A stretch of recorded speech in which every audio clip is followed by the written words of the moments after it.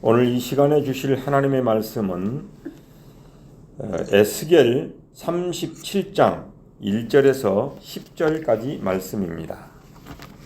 에스겔 37장 1절에서 10절까지 말씀을 제가 봉독하도록 하겠습니다. 여호와께서 권능으로 내게 임재하시고 그의 영으로 나를 데리고 가서 골짜기 가운데 두셨는데 거기 뼈가 가득하더라. 나를 그 뼈 사방으로 지나가게 하시기로 번즉 그 골짜기 지면에 뼈가 심이 많고 아주 말랐더라. 그가 내게 이르시되 인자야 이 뼈들이 능히 살 수 있겠느냐 하시기로 내가 대답하되 주 여호와여 주께서 아시나이다. 또 내게 이르시되 너는 이 모든 뼈에게 대언하여 이르기를 너희 마른 뼈들아 여호와의 말씀을 들을지어다. 주 여호와께서 이 뼈들에게 이같이 말씀하시기를 내가 생기를 너희에게 들어가게 하리니 너희가 살아나리라. 너희 위에 힘줄을 두고 살을 입히고 가죽으로 덮고 너희 속에 생기를 넣으리니 너희가 살아나리라. 또 내가 여호와인 줄 너희가 알리라 하셨다 하라. 이에 내가 명령을 따라 대언하니 대언할 때 소리가 나고 움직이며 이 뼈 저 뼈가 들어맞아 뼈들이 서로 연결되더라. 내가 또 보니 그 뼈에 힘줄이 생기고 살이 오르며 그 위에 가죽이 덮이나 그 속에 생기는 없더라. 또 내게 이르시되 인자야 너는 생기를 향하여 대언하라. 생기에게 대언하여 이르기를 주 여호와께서 이같이 말씀하시기를 생기야 사방에서부터 와서 이 죽음을 당한 자에게 불어서 살아나게 하라 하셨다 하라.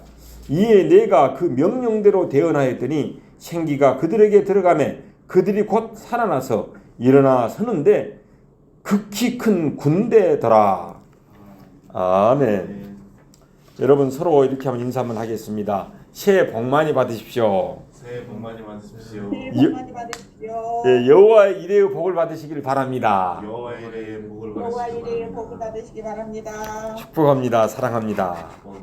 축복합니다. 사랑합니다. 예, 반갑습니다. 오늘은 구정 설날 아침입니다.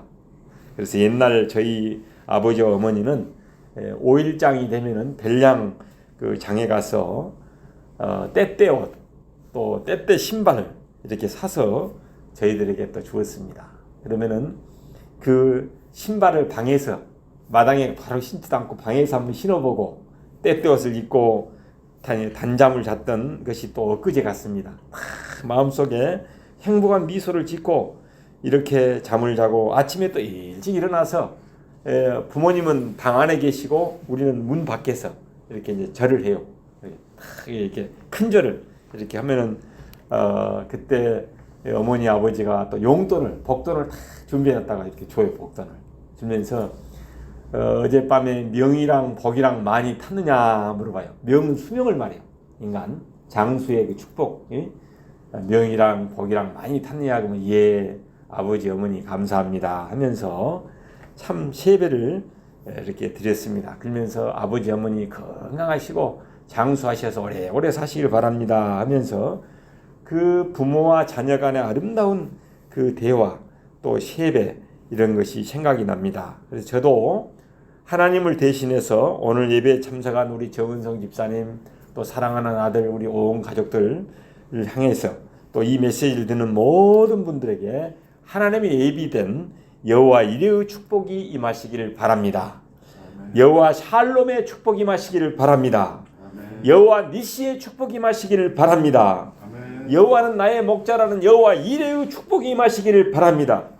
그래서 시편 23편의 축복 여호와는 나의 목자시니 내게 부족함이 없는 축복 푸른 초장 잔잔한 물가로 인도함을 받는 축복 임마누엘의 축복 잔이 넘치는 축복 여호와의 집에 하나님의 집에 영원히 거하는 축복을 받으시길 예수 이름으로 축원합니다. 아멘. 여러분 오늘 읽었던 이 본문이 기록된 에스겔의 배경을 한번 살펴보면은 타락하여 범죄한 이스라엘 백성들을 보고 안타까워하시는 하나님의 마음을 이렇게 보게 됩니다. 들판에 유기하로 버려진 피투성이를 거두어서 화려한 왕으로 만들었더니 남편을 버리고 온갖 음행을 저지르는 여자로 예루살렘을 질타하십니다. 심지어 자기를 좋아하지도 않는데도 집을 짓고 값을 지불하며 사정을 하면서 은행을 추구하는 여자의 모습이 바로 그 당시 이스라엘 백성들이라는 것입니다. 그러나 오늘 본문은 여호와 하나님의 무조건적인 은혜에 의한 선민의 회복을 예언하고 있습니다. 특히 마른 뼈들이 소생하는 환상이야말로 선민 회복을 확증하는 가장 극적이고 감격스러운 예언이라고 할 수 있습니다. 하나님께서 사랑하는 여러분, 우리 기독교인들은 예수님을 영접하고 믿는 하나님의 자녀로서 주님의 그 성령의 인도하심을 따라 사는 사람들인 것입니다. 그래서 하나님의 성령으로 인도함을 받은 사람은 하나님의 자녀라고 말합니다. 사도 바울은 로마서 8장 14절에서 이렇게 말합니다. 무릇 하나님의 영으로 인도함을 받은 사람은 곧 하나님의 아들이라 라고 말씀하였습니다. 오늘 본문에서 하나님의 영이 어떻게 하나님의 사람을 인도하시는지를 우리들에게 가르쳐주고 있습니다. 첫 번째로는 뼈가 가득한 골짜기로 인도했습니다. 오늘 1절에서 2절 말씀을 다 함께 한번 봉독하겠습니다. 1절에서 2절 시작. 여호와께서 권능으로 내게 임재하시고 그의 영으로 나를 데리고 가서 골짜기 가운데 두었는데 거기 뼈가 가득하더라. 나를 그 뼈 사방으로 지나가게 하시기로 그 골짜기 지면에 뼈가 심이 많고 아주 말랐더라. 여러분, 대부분의 신앙인들은, 예수님을 믿는 사람들은 골짜기가 전혀 없을 것이라고 생각하는 사람도 있습니다. 물론 우리 예수님을 믿는 사람들은 복을 받습니다. 예수를 믿으면 사업도 잘 되고 건강하고 자녀도 잘 자라는 등 모든 것이 형통할 것이라고 생각을 합니다. 하지만 그리스도 밖에 있었던 사람들이 예수님을 믿은 후에 하나님께서 일부러 마른 골짜기로 인도하는 것을 우리는 볼 수 있습니다. 어떤 경우에는 질병에 들기도 하기도 하고, 어떤 경우는 사업이 부도날 수도 있고, 또 직장에 어려움이 있을 수도 있습니다. 마른 뼈들만 가득한 인생의 골짜기 가운데서 힘들어할 수도 있습니다. 그러나 궁극적으로는 사랑의 하나님께서 우리를 그냥 그 상태로 놔두지 않으시고 다음 단계로 인도하시는 것을 볼 수 있습니다. 좋은 길로 궁극적으로는 인도하시는 좋으신 하나님이시기 때문에 그렇습니다. 마태복음 7장 11절 말씀에 보면 이런 말씀이 나옵니다. 너희가 악한 자라도 좋은 것으로 자식에게 줄 줄 알거든 하물며 하늘에 계신 너희 아버지께서 구하는 자에게 좋은 것을 주시지 않겠느냐. 여기서 좋은 것을 주시지 않겠느냐라고 이렇게 반문해서 묻습니다. 또 누가복음 11장 13절 말씀에 보면 너희가 악할지라도 좋은 것을 자식에게 줄 줄 알거든 하물며 너희 천부께서 구하는 자에게 성령을 주시지 않겠느냐. 이렇게 좋은 것을 성령이라고 이렇게 말하고 있습니다. 여러분, 성령은 하나님을 말하거든요. 하나님을 우리에게 선물로 우리에게 함께 동행할 수 있도록 주신다면 얼마나 큰 축복이겠습니까?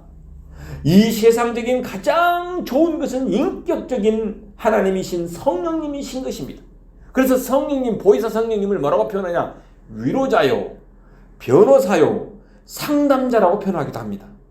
위로자요, 상담자요, 변호사 되시는 우리 성령님을 우리가 환영하고 인정하고 영접함으로써 황무지가 장미꽃 같이 피어나는 역사를 경험하시길 예수 이름으로 축원합니다. 아멘. 두 번째로는 뼈들이 능히 살아나는 비전을 주십니다.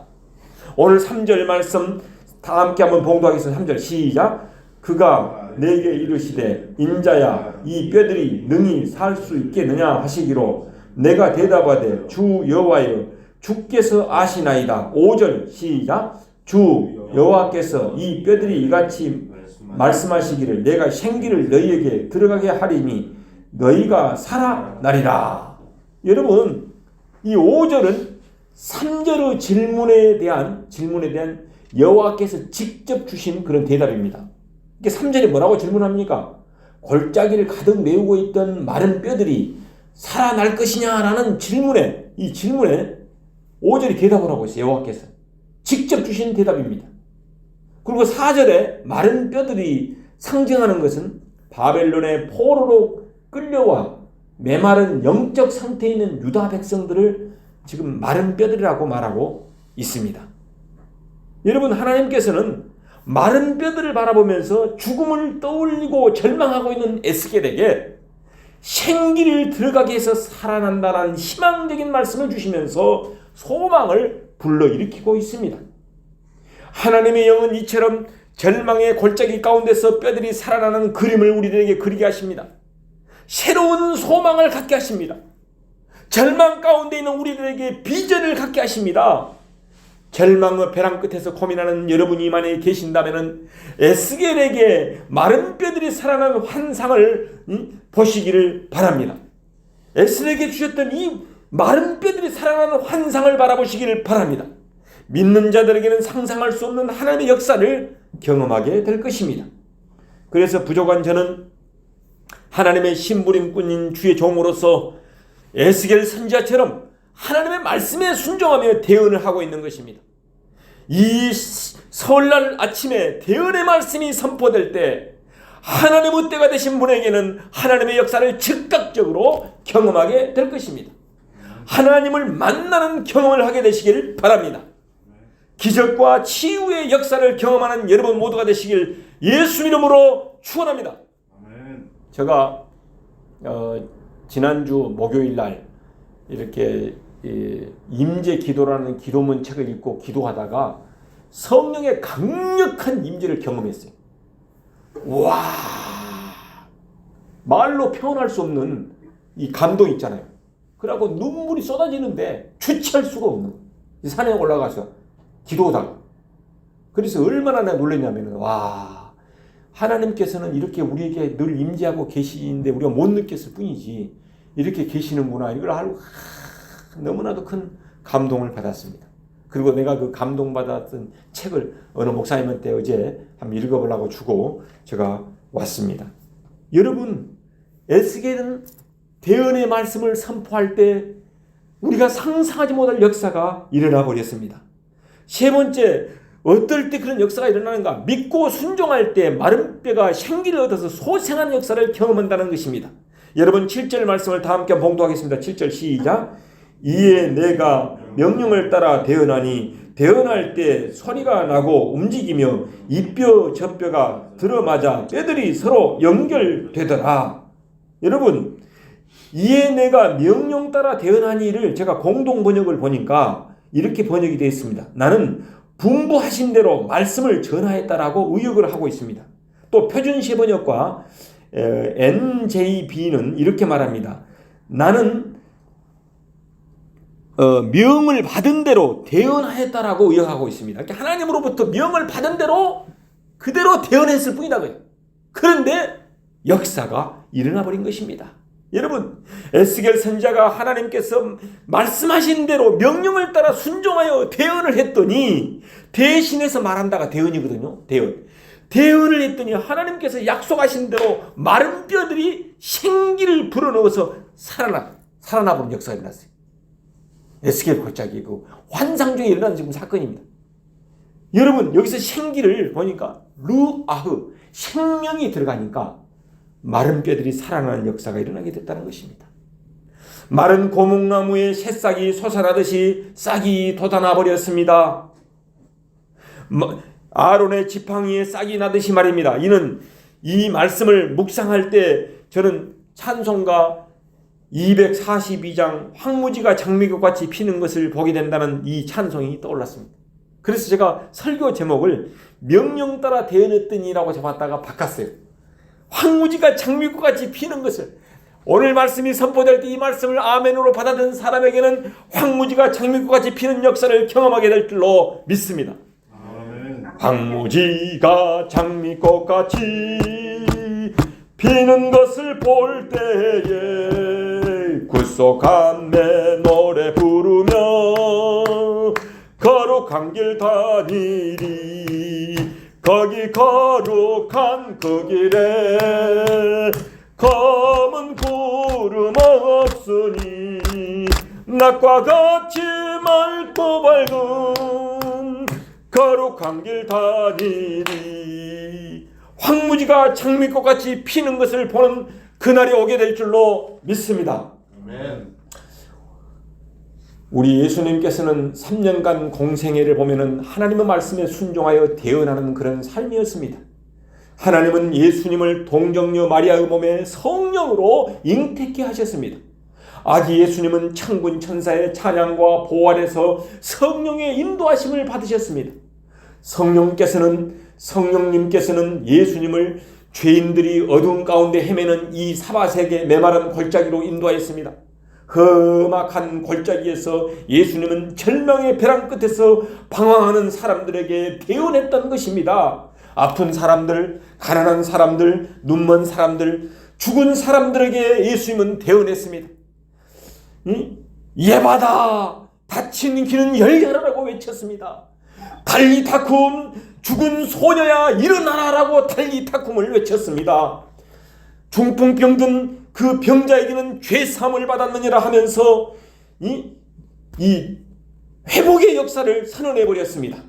내가 원하노니 깨끗함을 받아라고 문둥병자에게 대언했더니 문둥병자는 깨끗함을 받고 치료가 되어버렸습니다.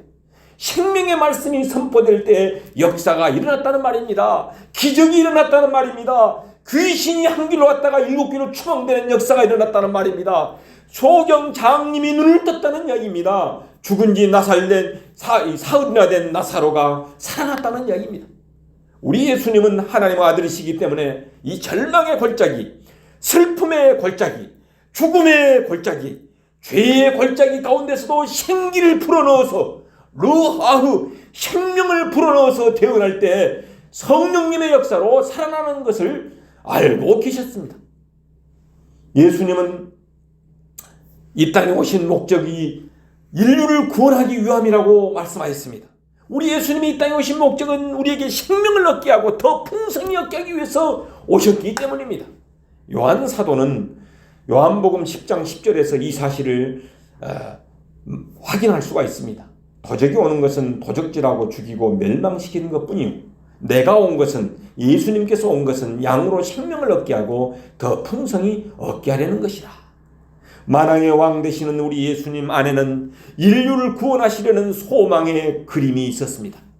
그리고 예수님은 겟세마네 동산에서 땀이 핏방울이 되도록 기도하시고 골고다에서 십자가를 지심으로 우리의 죄값을 온전히 다 지불해 주셨습니다. 테텔레스타이라고 외쳤습니다.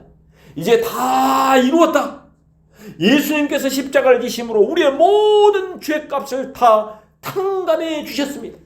이제 누구든지 불교인이든 이슬람교인이든 가난한 사람이든 부자든 누구든지 예수님을 인격적으로 영접하고 믿게 되면 하나님의 자녀가 되게 해주는 축복을 주셨습니다.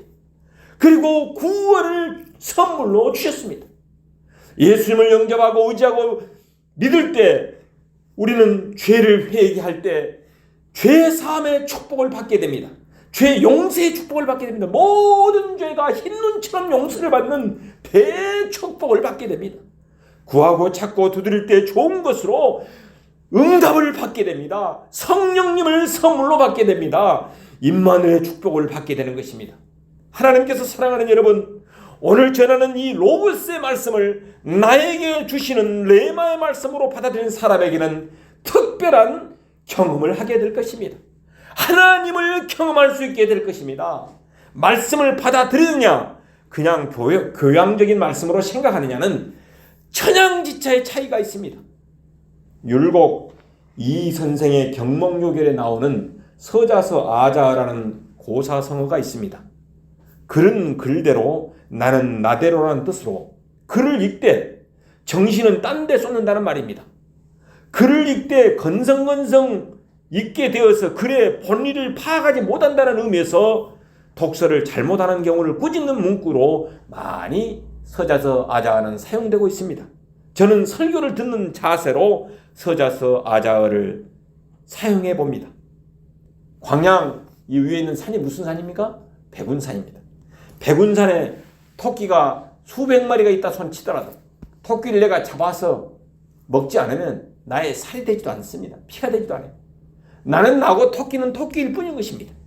도서관에 수많은 책이 있다 손치더라도 내가 읽고 내 것으로 삼을 때 나의 피가 되고 나의 살이 되고 나의 인격이 되는 것입니다. 그런 글대로 나는 나대로가 되어서는 안 된다는 말인 것입니다. 하나님께서 사랑하는 여러분, 오늘 주시는 성경 말씀을 나에게 주시는 말씀으로 받아들이지 않는다면 오늘 이 말씀이 나의 피가 되고 살이 될 수 없다는 말씀인 것입니다. 대언의 말씀이 선포될 때 나에게 주시는 말씀으로 아멘 아멘으로 화답할 때 소망의 하나님을 만날 수 있게 될 줄로 믿습니다. 아멘. 절망에서 소망의 언덕에 오르게 될 줄로 믿습니다. 아멘. 소망의 하나님께서 마른 뼈 위에 힘줄을 주고 살을 입히고 가죽으로 덮고 그 속에 생기를 두셔서 살리는 역사를 허락하시는 것입니다. 여기에서 생기를 딱 원어해 보니까 루아흐인데 생명이라고 번역하면 좋을 것 같습니다. 생명이 들어오니까 어때요? 살아나는 역사가 일어나게 되어버렸던 것입니다. 그 위에 그 기적과 소생의 역사를 이루신 분이 바로 여호와인 줄을 알게 하십니다. 오늘 본문 8절 9절 말씀을 다 함께 한번 읽겠습니다. 8절에서 9절 시작. 내가 또 보니 그 힘줄이 생기고 살이 오르며 그 위에 가죽이 덮이나 그 속에 생긴 덮더라. 또 내게 이르시되 인자야 너는 생기를 향하여 대언하라. 생기에게 대언하여 이르기를 주 여호와께서 이같이 말씀하시기를 생기야 사방에서부터 와서 이 죽음 당한 자에게 불어서 살아나게 하라 하셨다 하라. 여러분, 예수님께서 절대적인 순종을 통해서 대언의 말씀을 선포함으로써 가정과 우리가 속한 직장과 공동체가 마른 뼈들이 살아나고 움직이는 역사가 일어나게 되시기를 바랍니다. 아멘. 여러분, 이 메시지를 전달하는 방법, 하나님께서 우리 백성들에게 메시지를 전달하는 방법은 크게 네 가지가 있습니다. 첫째는 이 하나님께서 족장 시대에는 아브라함이나 야곱이나 요셉에게 직접 말씀을 하시거나 직접 환상이나 꿈을 보여주시면서 하나님의 뜻을 전달했습니다. 그런데 출애굽 시대에는 하나님께서 당신의 뜻을 모세나 여호수아와 같은 지도자를 통해서 이스라엘 백성들에게 전하는 간접적인 방법을 사용하셨습니다. 그런데 왕정 시대에 들어가서는 나단이나 엘리야와 같은 선지자를 통해서 지도자인 왕에게 하나님의 뜻을 전하고 다시 왕이 이를 정치에 반영시킴으로써 백성들을 하나님의 백성들을 온전한 길로 이끄는 메시지 전달 그런 삼중 구도를 갖게 됩니다. 그러니까 선지자가 왕에게 왕이 백성들에게 이렇게 전달했습니다. 그러나 바벨론에 의해서 유다가 멸망함으로써 유다 왕정이 허물어졌기 때문에 이제는 다시 에스겔과 같은 선지자가 백성들에게 하나님의 뜻을 전하는 방식이 되었습니다. 그런데 이 신약 시대에는 예수 그리스도께서 구원주로 고백하는 그 무리들에게 아까 좋은 것이 뭐라 그랬어요? 성령을 보내주시고 성령이 임재하심으로 성령을 통해서 하나님의 뜻이 전달하는 직접적인 방법과 신앙의 지도자를 통한 간접적인 방법이 병행되어 사용되어 오고 있습니다. 그래서 지금 시대는 성령께서 강하게 임재해가지고 뜻을 전달하는 경우가 있고 신앙의 지도자인 목회자들을 통해서 설교를 통해서 성경 말씀을 통해서 전달하는 이 간접적인 방법을 병행해서 사용하고 있다는 사실을 말씀을 드립니다. 여러분, 그래서 우리는 보혜사 성령의 인도하심으로 절망의 골짜기, 사망의 골짜기, 마른 뼈들이 가득한 골짜기에서도 희망의 비전을 갖고 일어나게 되시기를 바랍니다. 매일매일 매 순간 순종하고 대언하는 삶을 통해서 마른 뼈들이 일어나는, 마른 뼈들을 일으키는, 그래서 생기가 넘치는 그런 가정, 생명이 넘치는 그런 행복한 동산교회, 생명과 기쁨과 여호와의 그 영이 충만한 그런 행복한 가정이 되시길 예수 이름으로 축원합니다. 아멘. 기도하겠습니다. 마른 뼈들을 바라보고 죽음을 그리며 절망하는 에스겔 선지자에게 생기를 들어가게 해서 살아나게 하신 생명의 말씀을 주셔서 소망을 갖게 하시니 감사를 드립니다. 절망의 골짜기 가운데 뼈들이 살아난 역사를 허락해 주시니 감사를 드립니다. 구정설날을 맞이하여 하나님께서 예비한 여호와 이레의 복을 허락하여 주시옵소서. 예수님처럼 하나님의 영의 인도함을 받는 대축복을 허락하여 주옵소서. 우리들에게도 새로운 소망, 비전을 갖게 하시고 일어서게 하여 주옵소서. 우리 모두가 마른 뼈들과 같은 절망에서 살아나는 환상을 바라보게 하여 주옵소서. 희망찬 새해에는 우리의 가정과 우리의 교회와 우리의 일터 위에 큰 좋은 일들이 가득 차고 넘치는 환상과 비전을 바라보게 하옵소서. 하나님의 말씀을 믿고 순종할 때 대복을 받게 하시고 마른 뼈가 생기를 얻어서 소생하는 역사를 경험하는 대축복의 희망찬 해가 되게 하여 주옵소서. 우리의 구주 예수 그리스도 이름으로 기도 올립니다. 아멘. 하나님께 영광의 박수를 올리겠습니다. 감사합니다.